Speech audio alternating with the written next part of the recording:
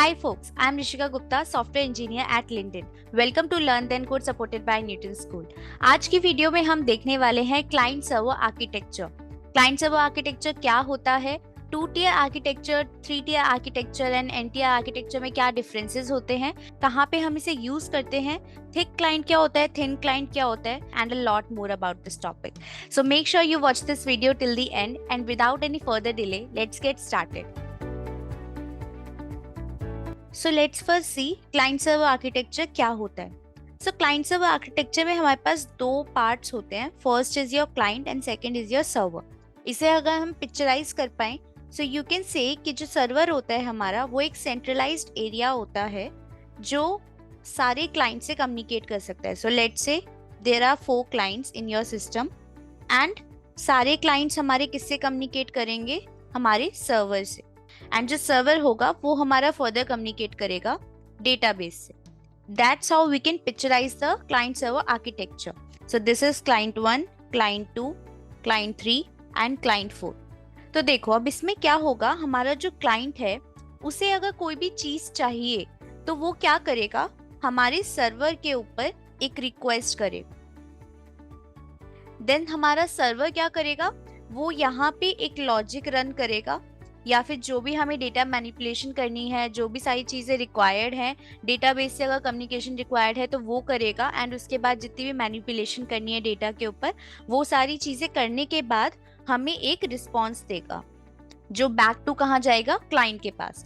So that's how communication works in client server architecture. जो हमारा client है वो रिक्वेस्ट के थ्रू सर्वर से कुछ रिक्वेस्ट करेगा, उसके बाद सर्वर का काम है उस रिक्वेस्ट को कंप्लीट करना एंड वापस में एक रिस्पॉन्स स्टेटस भेजना, या फिर जो भी रिक्वायर्ड था, जो भी क्लाइंट ने रिक्वेस्ट किया था उसे एज अ रिस्पॉन्स भेजना.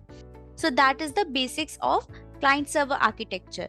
नाउ अब देखते हैं कि रोल्स और रिस्पॉन्सिबिलिटीज क्या होती हैं क्लाइंट और सर्वर की. देखो जो हमारा क्लाइंट होता है उसका काम होता है कि जो भी चीज हमें चाहिए, लेट्स से इसे एक एग्जांपल से समझते हैं. जब भी आप एक यूआरएल हिट करते हो अपने ब्राउजर पे, तो उसमें क्या क्या स्टेप्स होते हैं. द फर्स्ट स्टेप इज, क्योंकि हमारे जितने भी डिवाइसेस है, देखो ये जो जितने भी हमारे क्लाइंट और सर्वर्स हमने यहाँ ड्रॉ करे हैं, ये एक्चुअल में कंप्यूटर डिवाइसेस हैं. तो इन सारे डिवाइसेस का एक आईपी एड्रेस होगा, right. That's how we identify the servers और दी मशीन्स. तो हमें क्या चाहिए, हमें उस यूआरएल से रिलेटेड जो आईपी एड्रेस है हमारे सर्वर का, हमें सबसे पहले वो चाहिए होगा. इसके लिए हम एक सर्वर यूज करते हैं नोन एज डीएनएस.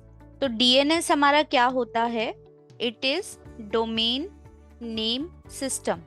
तो इसके काफी सारे रोल्स होते हैं, but in this particular case ये हमें क्या करके देगा, जो यूआरएल था उसके कॉरेस्पॉन्डिंग आईपी एड्रेस लाके दे देगा.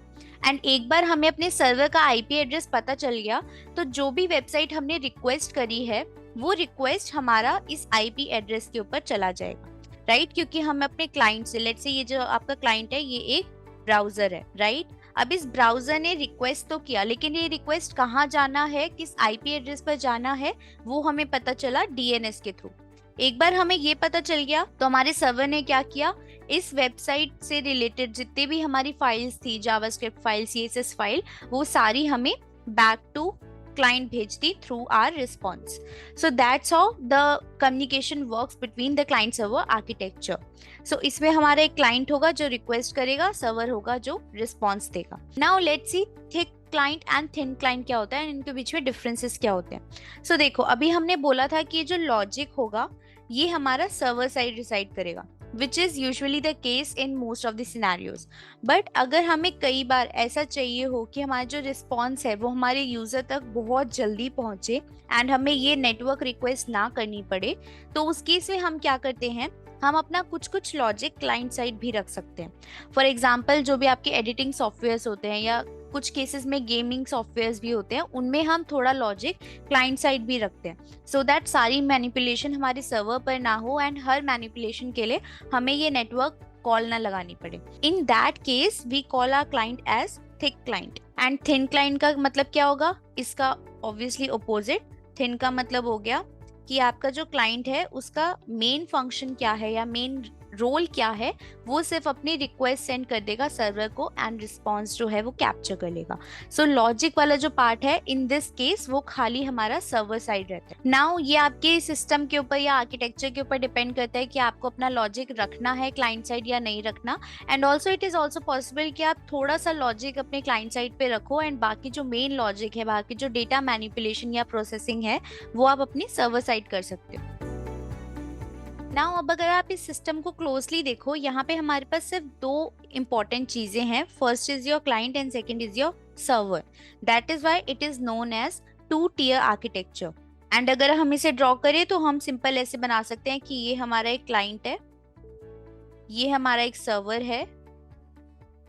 सर्वर हमारा फर्दर कम्युनिकेट कर रहा है डेटाबेस से, या फिर हम यहाँ पे साथ में लॉजिक भी लिख सकते हैं if it is a thin client, and otherwise थोड़ा बहुत लॉजिक हमारा क्लाइंट साइड पे भी रह सकता है। And communication is happening like this, request गया एंड हमें वापस में क्या मिला, response. But in case of 3 tier architecture हम क्या करेंगे, instead of server directly database communicate कर रहा है, हम यहाँ पे एक और लेयर लगा देंगे which is known as data layer.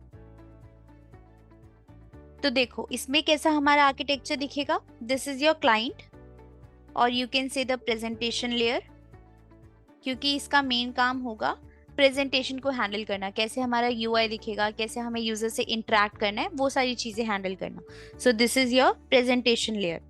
उसके बाद ये हमारा कम्युनिकेट करेगा हमारे सर्वर से, और यू कैन से this is your application layer, क्योंकि इसका मेन काम होगा जितने भी हमारे application related data processing, manipulation या जो भी सारी लॉजिक है वो सारा हम यहाँ पे रखेंगे। एंड फर्दर जो हमारा सर्वर है वो हमारा कम्युनिकेट करेगा डेटा लेयर से। नाउ डेटा लेयर के अंदर हमारी फाइल स्टोर होंगी, हमारा डेटा कम्युनिकेशन होगा। लेट्स से यहाँ पे जो डेटाबेस है हमारा एक्चुअल, उससे हमारा कम्युनिकेशन होगा using the data layer. So this is your data layer. सो ये हो गया आपका 3 tier आर्किटेक्चर।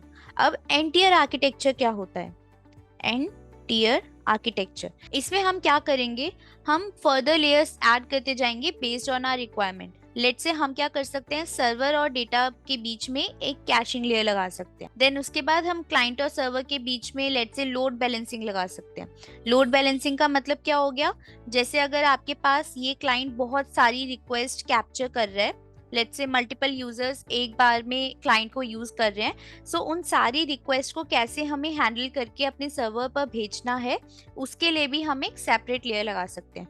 तो आप कितनी भी लेयर्स ऐड कर सकते हो, एंड दैट इज व्हाई यहाँ पे हम क्या बोलेंगे इस आर्किटेक्चर को, एन टियर आर्किटेक्चर।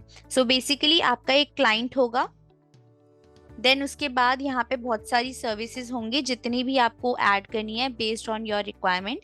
देन उसके बाद एक लेयर होगी यहाँ पे सर्वर की, देन अगेन यहाँ पे हमारे पास कुछ बीच में सर्विसेज होंगी, एंड फाइनली हमारे पास लेयर होगी डेटा की, जो हमारे कम्युनिकेट करेगा डेटाबेस से।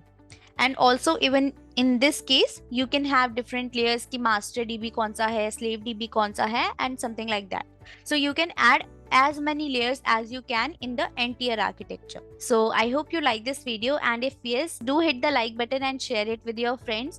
And also if you are new to our channel, then do subscribe us for more such content. Also I have shared a link of full stack web development course provided by Newton School in the description box. So अगर आपको देखना है कि इस architecture को हम web development में कैसे इम्प्लीमेंट करते हैं, कैसे हमारा फ्रंट एंड डेवलप होता है, बैक एंड डेवलप होता है, डेटाबेस मैनेजमेंट कैसे करते हैं, तो ये सारी चीजें सीखने के लिए आप full stack web development course ले सकते हो, which is provided by Newton School, and link is there in the description box. See you in the next video. Till then, take care.